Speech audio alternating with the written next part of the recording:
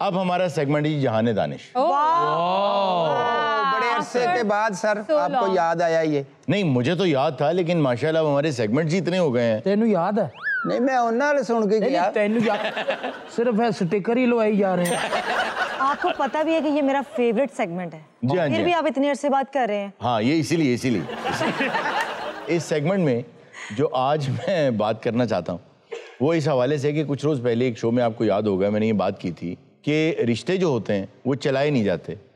दोस्तियाँ जो हैं वो चलाई नहीं जाती। अगर चलाई जाएं तो टूट जाती हैं, रिश्ते अगर चलाए जाएं तो रिश्तेदार दूर हो जाते हैं। बिल्कुल, ये वो चीज़ें हैं जो औलाद की तरह पालनी पड़ती हैं। वाह वाह वाह वाह, इनकी परवरिश करनी पड़ती है। और ये ऐसी अहम चीज़ है कि इसके बगैर इंसान का वजूद किसी काम का नहीं। मिसाल के तौर पे इंसान की ज़िंदगी में एक दिन हर साल आता है जब वो बहुत खुश होता है और वो उसकी सालगिरह का दिन होता है, लेकिन वही शख्स उसी दिन बहुत उदास होता है अगर अकेला हो।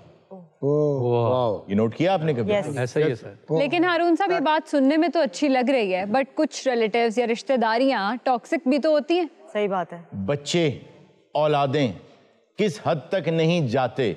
देखिए, ये जो बात है ना कि इनको पालना पड़ता है, ये आपने अपनी मर्जी से पालना है। आप नहीं पालना चाहते ना पालिए। नहीं, बहुत सारे माँ बाप की हिम्मत है, पाले नहीं। ये एक्चुअली ये नहीं कहना चाह रहे कि उन्होंने गोगे को पाला। हाँ, वो ये कहना चाह रहे हैं कि इसके होने के बाद भी माँ बाप ने एक दूसरे के साथ रिश्ता पाला। सारे पलन तो की मुराद है, रिश्तेदारां नूं देसी क्यों लै दिए? जी बिल्कुल। इंसान का रवैया, अपनी जुबान, अपनी गुफ्तगू, यही देसी घी है। वाह वाह वाह वाह वाह। अगर देसी घी देना है तो फिर पीपा भी तो देना पड़ेगा साथ। अच्छा, ये पहले भी इदां दी सी। एक बात, इंसान अपनी उम्मीदों पर पूरा नहीं उतरता, इसलिए रिश्तेदार और दोस्तियां दूर होती चली जाती हैं। यस। और आपका जो दिमाग है ना, वो आपकी ना एक इज्जत अपने जहन में रखता है। इसको एक मिसाल से समझ लें। अगर आपके पास कोई खाने की चीज आए और बड़ी थर्ड क्लास जगह से आए जहां से आप पहले खा चुके हैं और आपको मजा नहीं आया था, तो आप जब उसको खाने लगेंगे आपको पहले से अंदाजा होगा कि यार इसकी कोई खास वैल्यू है नहीं। लेकिन जब आपको बताया जाए कि ये आपकी फेवरेट जगह से ये खाना आया है, तो ऑलरेडी आपका दिमाग एक वैल्यू अटैच कर चुका होता है। तो आपका अपना जहन आपके साथ एक वैल्यू अटैच करता है। और वो डी वैल्यू पता कब होती है? जब आप ये फैसला करते हैं कि कल से मैं जिम जाऊंगा। फॉर एग्जाम्पल, आपने सोचा कल से मैं जिम जाऊंगा, अगले दिन आप नहीं गए, आपके लिए तो कोई प्रॉब्लम नहीं। आपके दिमाग ने आपकी वैल्यू को आपके जहन में ही डाउन कर दिया कि मैं कहता हूं और ना करूं तो कोई बड़ी बात नहीं है। आप अपनी उम्मीद पर पूरा नहीं उतरते।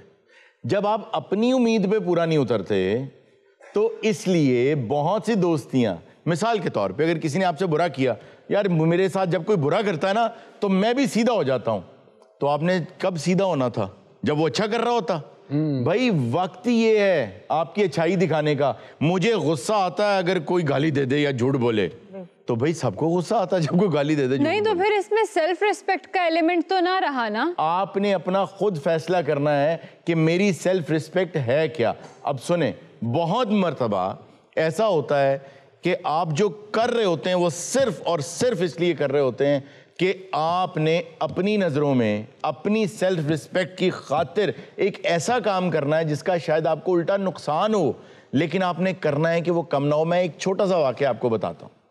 दो दोस्त थे जो एक जंग पे गए, दोनों फौजी थे। एक खंदक में लड़ रहा था और एक बाहर जंगल में लड़ रहा था। खंदक वाले के पास आके एक बम गिरा, धमाका हुआ और उसकी चीख की आवाज़ आई और उसने आवाज़ दी बचाओ।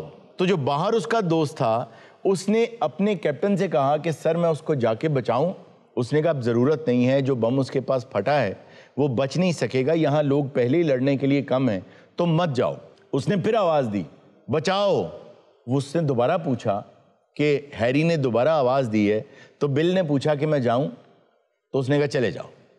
वो गया और उसको खींच कर जब बाहर लाया, दुनिया से जा चुका था वो।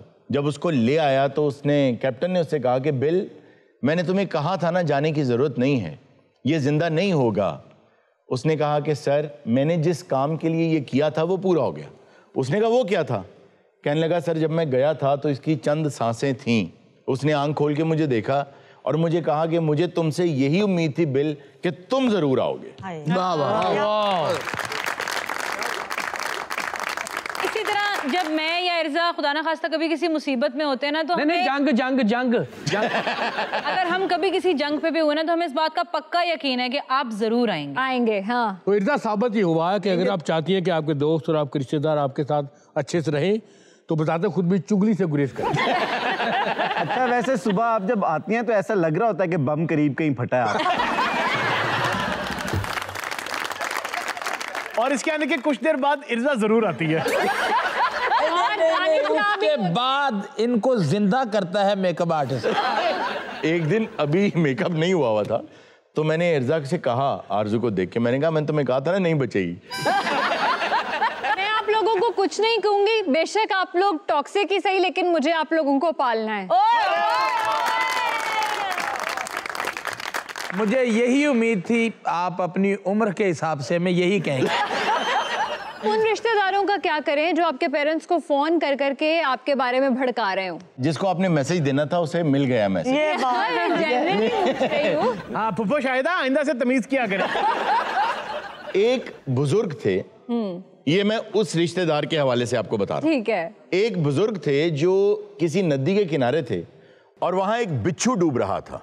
उन्होंने उसको पकड़ के बाहर निकालने की कोशिश की तो उसने डस लिया। अब उन्होंने हाथ को झटका, वो दोबारा पानी में गिर गया। उन्होंने दोबारा पकड़ के निकालने की कोशिश की तो वो दोबारा, उसने डंक मारा, वो दोबारा गिर गया। अब वो डंक मारता रहा। जब 5वीं मरतबा ये हुआ तो पास खड़े एक आदमी ने जाके पूछा कि साहब वो आपको बार बार डंक मार रहा है, आप 5 मरतबा ये कोशिश कर चुके हैं कि उसकी जान बचा लें, तो आप ये ना करें। तो उन्होंने ये कहा कि वो अगर बिच्छू होकर, एक बुरा होकर अपनी बुराई से बाज नहीं आ रहा तो मैं अच्छा हो कि अपनी अच्छाई से कैसे बाज आ। सर इससे और बड़ा एक खूबसूरत वाकया याद आ गया। क्या? एक साहब डूब रहे थे तो डूबते डूबते वो अपने हाथ पांव मार रहे थे कि कोई चीज हाथ में आ जाए जिससे मैं बच जाऊं। तो उनके हाथ में एक मछली आ गई। उन्होंने मछली को जोर से साहिल पे फेंका और कहा कि तू तो अपनी जान बचा लेना। इस हवाले से मुझे एक शेर भी याद आ गया। सर, आंख से दूर ना हो दिल से उतर जाएगा। आंख से दूर ना हो दिल से उतर जाएगा। वक्त का क्या है, गुजरता है गुजर जाएगा। डूबते डूबते कश्ती को उछाला दे दूं, यानी उसको तो सीधा कर दूं। डूबते डूबते कश्ती को उछाला दे दूं, मैं नहीं कोई तो साहिल पे उतर जाए।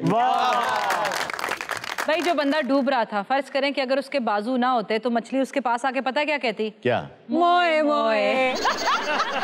तो ये जो शेर आपने सुनाया ना, ये गोगा भाई की वाइफ भी इनको देख के कहा करती हैं। क्या? नजर से दूर रहा कर नहीं तो दिल से उतर जाए। वक्त का क्या है, गुजरता। वक्त हो गया मौसीकी का। हमारे साथ फारिया मौजूद हैं। एक बहुत अच्छा गाना है, हमारी सांसों में आज तक, वो गाना लेके आई हैं हमारे लिए। आइए फारिया से गाना सुनते हैं। क्या बात।